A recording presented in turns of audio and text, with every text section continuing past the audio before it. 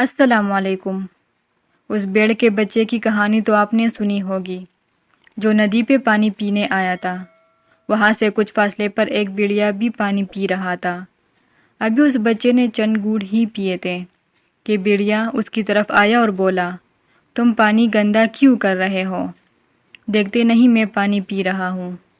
بیڑ کے بچے نے، جسے میمنہ بھی کہتے ہیں، ڈرتے ہوئے کہا، جناب پانی تو آپ کی طرف سے میری طرف آ رہا ہے۔ بیڑیا گرج کر بولا، تم نے پچھلے سال مجھے برا بلا کیوں کہا تھا؟ جناب پچھلے سال تو میں پیدا بھی نہیں ہوا تھا، میری عمر تو ابھی صرف 6 مہینے ہے۔ پھر وہ تمہارا بھائی یا باپ ہوگا، بیڑیے نے کہا اور میمنے پر حملہ کر کے اسے کھا گیا۔ لیکن یہ کہانی اس میمنے کی نہیں، اس کے چھوٹے بھائی کی ہے۔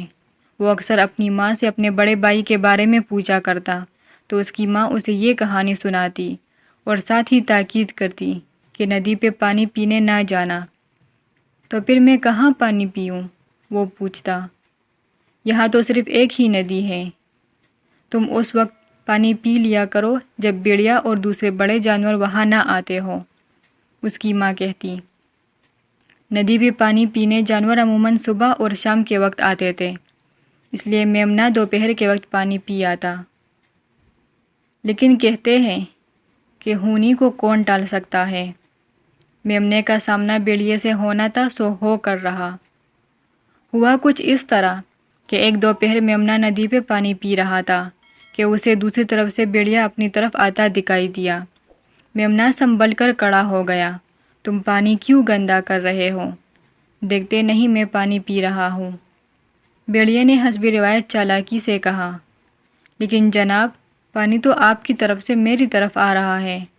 میمنے نے کہا، تم نے پچھلے سال مجھے برا بلا کیوں کہا تھا؟ بیڑیے نے پرانی چال چلی، جناب وہ میں نہیں، میرا بڑا بھائی تھا اور آپ نے اس بیچارے کو کھا لیا تھا۔ میمنے نے ندی کے کنارے کی طرف کسکتے ہوئے کہا، میں تمہارے ساتھ بھی وہی سلوک کروں گا۔ بیڑیے نے دانت نکالتے ہوئے کہا اور میمنے پر چھلانگ لگا دی۔ میمنہ جلدی سے ایک طرف ہٹ گیا اور بیڑیا اڑتا ہوا ندی میں جا گرا۔ برسات کے دن تھے، ندی بہت تیزی سے بہہ رہی تھی۔ بیڑیے نے تیر کر کنارے پر آنے کی بہت کوشش کی مگر پانی کا تیز بہاؤ اسے دور بہا لے گیا۔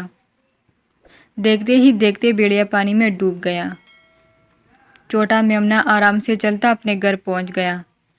ماں، میں نے بیڑیے کو پانی میں گرا دیا ہے، اس نے اپنی ماں سے کہا اور پھر ساری رودات سنا دی۔ ماں نے حیرت اور خوشی سے اس کی طرف دیکھا اور پھر آگے بڑھ کر اپنے بہادر بیٹے کا منہ چوم لیا۔ مزید ویڈیوز دیکھنے کے لیے ہمارا چینل سبسکرائب کریں۔